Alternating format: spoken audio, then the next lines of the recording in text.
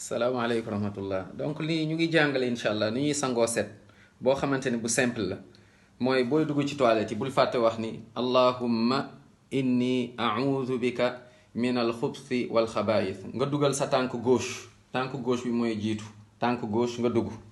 waaw gis nga mais boo génnee ba pare nga ne xufraanak mooy nga ne xufraanak donc mu ngoog booy dugg tànk gauche booy génn tànk droite booy dugg danga naan allahumma inni a'udhu bika min alxubsi wal xabaayis booy génn tànk gauche boo génnee ba pare nga ne xufraanak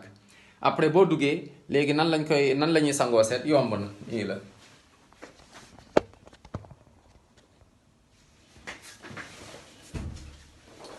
yaa ngi nii ci toilette yi par exemple léegi da ngay jël sangu set ñaari piliers yi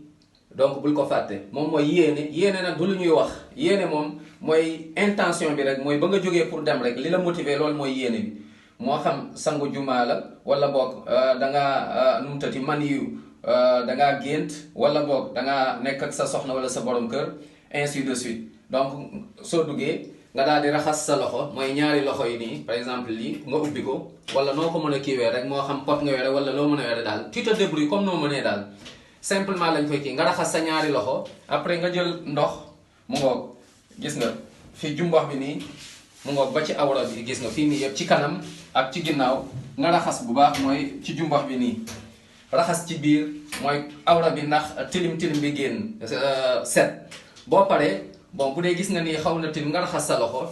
ndax da ngay jàppwaat mën nga jàpp benn comme ni ngay jàppoo gis nga après nga mu ngoog soo defee ni ba pare ba ne nga raxas sa kanam gis nga après loxo yi gis nga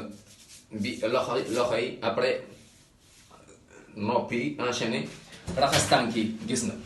mën nga raxas tànk am na tamit ñu am tànk yi mën nga xaar ba après mais mën nga jàpp daal ba mu mot raxas sa tànk yi boo paree ndox mën nii nga jël ko def ko ñetti yoon sa bopp benn ñaar ba mu kii ñett gis nga boo paree après nga daal di sotti ndox mi mooy sa côté mel ni ku xaaj sa partie yaram nii droite bi raxas fii ci biir ak ci biti mu ngoog ba ci suuf